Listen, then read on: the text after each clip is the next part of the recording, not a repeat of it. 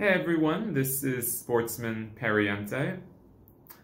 I know it's been a while. I was going to post prediction videos for the NFL wildcard and divisional playoff rounds, but as we all know, life gets in the way sometimes. And anyway, won't go into details. That being said, after a wildcard round that was kind of disappointing because most of the games were not very good. Divisional round, Saturday was okay, but Sunday's games, oh boy, were they, did they put you through the ringer as a sports fan, up, down, like a roller coaster ride.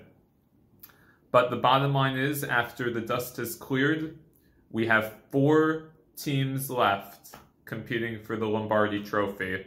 And those 4 teams will compete on Championship Sunday this weekend. So we'll start with the NFC Championship game. The NFC East champion Philadelphia Eagles, after their snow-filled wild roller coaster ride of a win over the Rams on Sunday, will host maybe one of the biggest surprises in the NFL in recent memory, the Washington Commanders. At 3 o'clock in the NFC Championship game.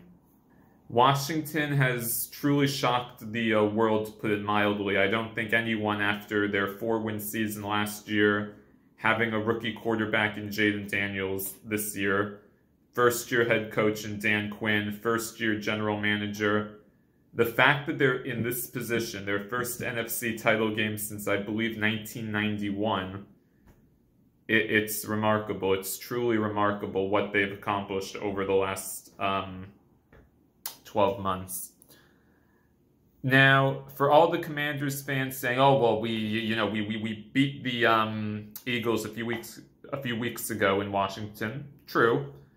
Although I would like to point out, in that game, Jalen Hurts got injured literally 5 plays in, and the Commanders barely won by 3. So, just saying that's not really a parameter of how to go with this. Now, offensively, Washington has been phenomenal in these playoffs. Jayden Daniels, no turnovers. I don't believe he's been sacked, if I'm correct.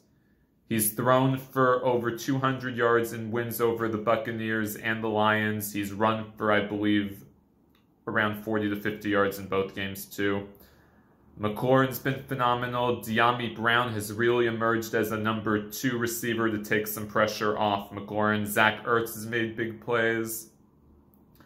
The Commanders just have this amazing ability to really get drives going, to really put pressure on teams defensively, because Jayden Daniels can run the ball. He can also throw from the pocket. He can move it around in the pocket and make plays. He's a very difficult quarterback to stop, and we've seen that over the course of this season and obviously in the playoffs. Now, that being said, on the other side, you have Philadelphia, who defensively, really, I would say since week 3 and 4, when they were kind of struggling before then, they've been one of the league's best defenses since then. You've got, obviously, Darius Slay. You've got that front line of Jalen Carter and some of the other people on defense that they have that can really limit teams, like we saw them do to Green Bay and, of course, to the Rams for the most part on Sunday. Granted, the weather helped. And then offensively, there's 2 words I can say about the Philadelphia Eagles. Saquon Barkley. Over 200 yards rushing last week against the Rams, over 100 against the Packers in the wild card round.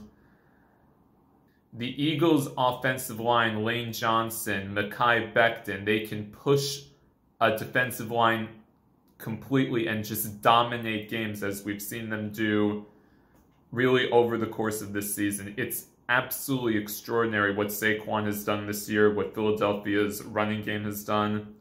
And one way to beat great offenses is to keep them off the field, and the Eagles have the absolute ability to do that with Saquon Barkley.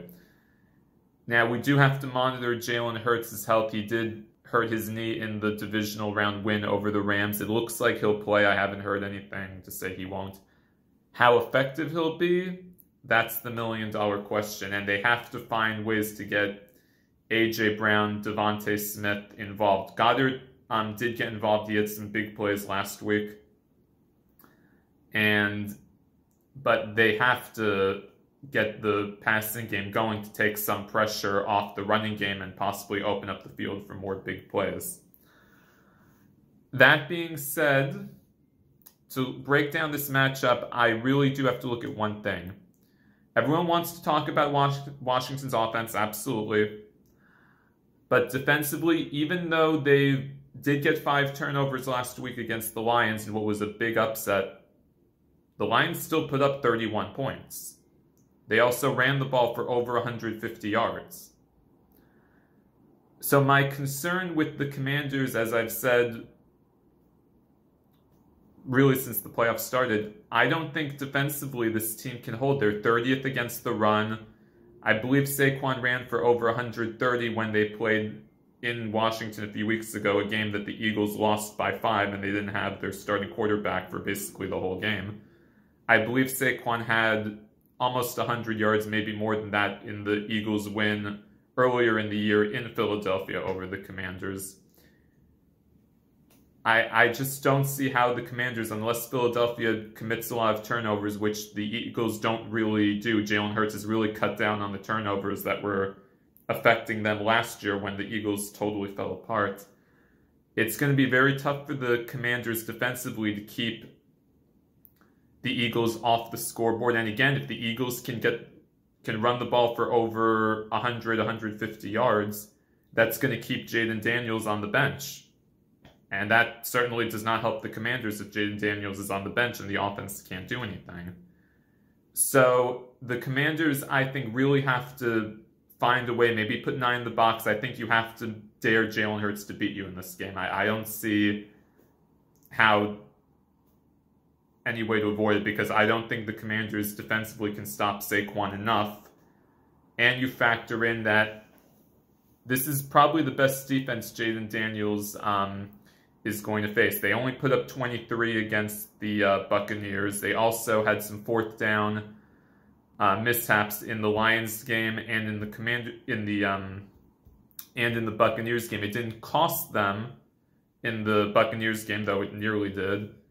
And even last week against the Lions, if it weren't for Goff's, when Goff was sacked, when they were up 7-3, getting ready to go into the red zone, maybe get a field goal or a touchdown there, that game could have easily gotten away from the Commanders had those turnovers not taken place after they, I think on the first drive, went for it on 4th and 1 inside the Lions 30 and didn't get it.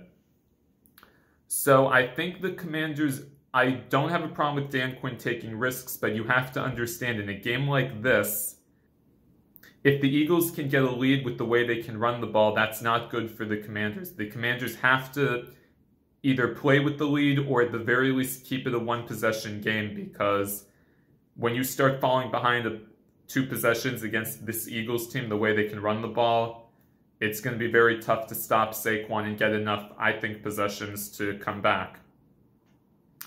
And you have to look at history.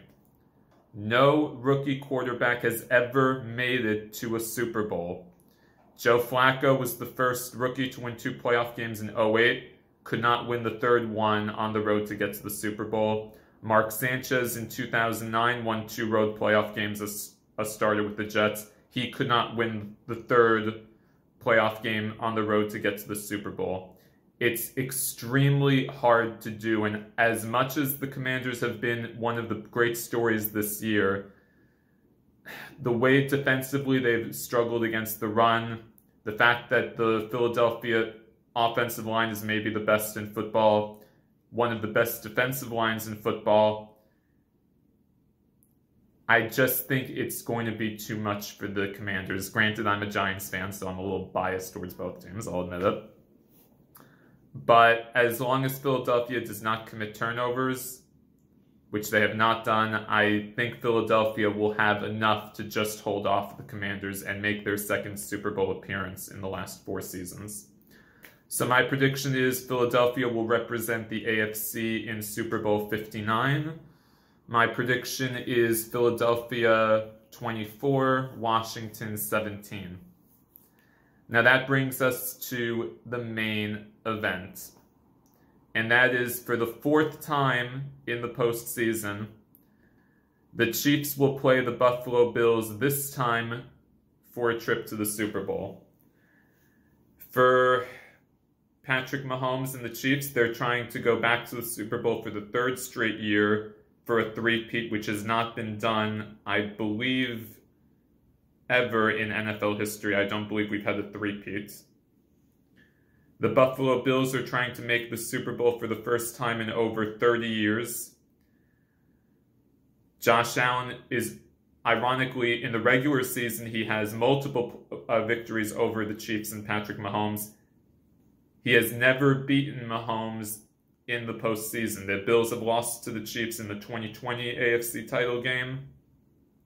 They lost arguably maybe one of the most devastating playoff games in history in 2021 in that extraordinary divisional game that went 42-36 in the divisional round.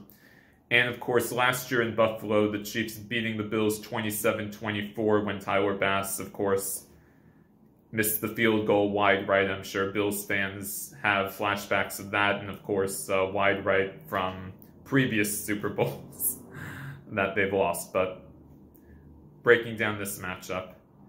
Offensively, the Chiefs have not been that great this season. Not having Hollywood Brown probably played a role. Isaiah Pacheco, since he came back from injury, has really been a non-factor, in all honesty. He hasn't really done much. And Mahomes has cut back on the turnovers that were kind of plaguing him earlier in the year. And the Chiefs defensively, this is maybe the best defense Mahomes has ever had since he's been the Chiefs starter. Chris Jones, obviously anchoring the defensive line. You have all the cornerbacks they have. You have Steve Spagnuolo, who can create blitzes, who can make life hell for quarterbacks. I can verify when he was on the Giants. Look what he did to in Super Bowl 42 to Tom Brady in that masterpiece of a defensive performance the Giants put on in that game. But to beat Josh Allen the way he's playing right now, he's not turning the ball over. The Bills have really started to incorporate the running game with Ty Johnson, James Cook, Davis.